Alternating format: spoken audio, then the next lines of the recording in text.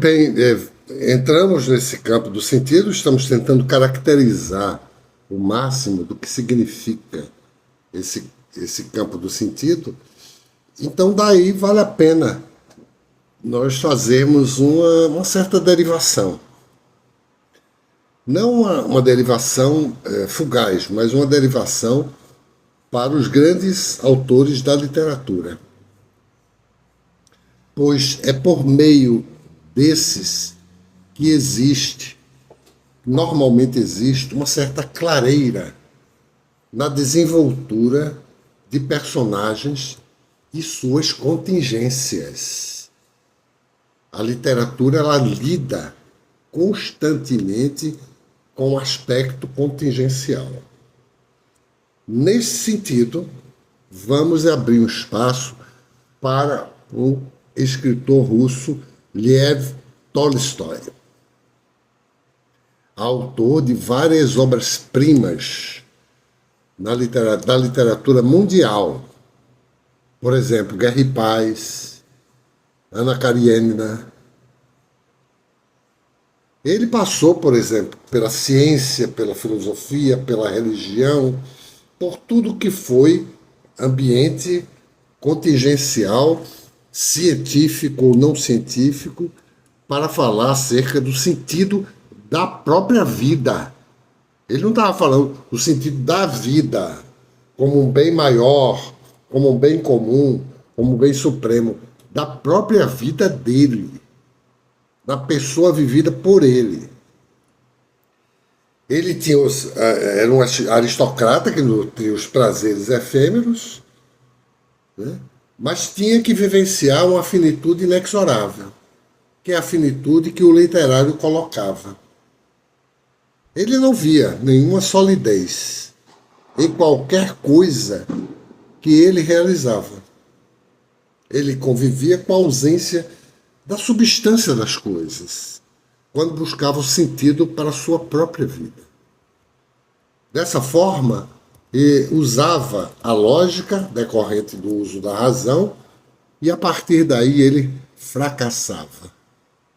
Assim, a vida passou a ser um fenômeno vinculado, inevitavelmente vinculado ao campo das finitudes. O ambiente passageiro, não se sustentando além do que é finito. Por esse motivo, Tolstói entrou, numa época da sua vida, naquilo que se pode chamar de crise. Pois nada que produzia tinha um propósito e um sentido para a sua própria vida. A sua certeza era relacionada à brevidade em estar vivo. Ele logo, ele derivava para o término da vida. E se confrontava com essa coisa, né, de que a vida, na verdade, está sempre articulada com o término. Até seria bem condizente se nós fizéssemos, né, com que aparecesse um diálogo entre Tolstói e o que escrevera Sêneca sobre o tema, a brevidade da vida. No caso, a vida se torna intolerável. É de onde advém a ideia de que a única certeza que se tem é a morte. Não, a única certeza que se tem é de que se está vivo. Porque da morte ninguém pode simplesmente dizer do que se trata. Ninguém pode colocar nas contingências a vivência da morte. Pode falar acerca disso, mas não colocar nas contingências. A rigor, ninguém pode dizer exatamente do que se trata esse término da vida. Dessa forma, ele passava a viver o insuportável, por não ter respostas. Não se contentando com o que obtinha como sentido a partir da vida aristocrática. Na aristocracia existiam os iguais, que dava valor à propriedade, à tradição, ao nome familiar, tendo a sua família ligada à própria corte do czar. Do outro lado, ele viu o quê? os camponeses, que serviam e buscavam o que Tolstói chamou de simplicidade de vida.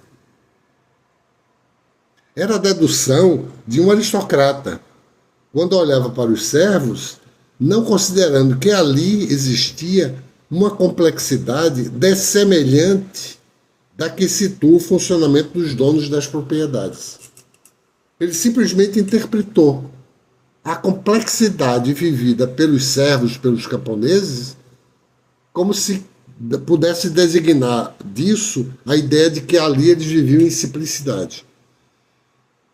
Por fim, desenvolveu uma espécie singular de fé. Uma fé que era simples, inabalável e que não se voltava para os excessos. Essa era a tese dele da simplicidade. Então ele passou a procurar uma resposta nesse modo de viver, rompendo com o que tinha em sua origem. É algo que nos traz de volta o que diria um aristocrata para a mulher que mostramos acima na ideia de ter tudo, sem considerar que esse ter é uma fonte, não todas as fontes, as quais se pode saciar a sede do sentido. Observou o contentamento dos camponeses, mesmo com poucas coisas que tinham na vida, retirando o direito do descontentamento dos que possuem mais posses. As posses materiais e os sentidos científicos e filosóficos não atendiam aos que procuravam subjetivar o sentido. Não teorizar sobre o sentido, mas subjetivar o sentido. Por isso se vê que o sentido não é absoluto, pois ele traz a falta, que é a da ignorância. E aí não haveria construções narrativas de enormes significações que desse ao sentido a ideia absoluta. Até porque o sentido tem como objetivo encontrar uma síntese ou uma espécie de consistência a qual designa uma forma de responder sobre o que se faz ou o que se pretende conseguir. Evita o fato de que a pessoa ter chegado ao contexto de sentido, realizando uma torção, como aconteceu com Tolstói, o qual teve uma virada na sua vida. Mas é preciso mostrar que desde a interseção do imaginário com o simbólico, caímos noutra interseção. Essa interseção, ela aponta diretamente para uma questão, que é a questão da alteridade. A interseção do imaginário com o simbólico, sendo moída, toda ela moída no campo da busca pelo sentido, leva a pessoa à interseção do imaginário com o real. Naquilo que foi buscado pelo escritor, quando se perguntava sobre esse real, que leva até o contato com a ignorância, o paradoxo, o enigma e o contraditório. São os elementos inerentes no lidar com a finitude e com os aspectos relacionados à busca pelo sentido. Quer dizer, a via aberta nessa busca articulada do sentido faz com que a pessoa entre em contato com a sua relação mais essencial e aquela que vai decorrer de sua toda a vida no sentido da alteridade, na relação com aquilo que se denomina como alteridade. Seja a alteridade primordial, seja a alteridade composta pelas várias incursões nas interações com o outro, com a outra pessoa e com aquilo que a outra pessoa sugere na sua relação com cada um, na sua relação com o sentido.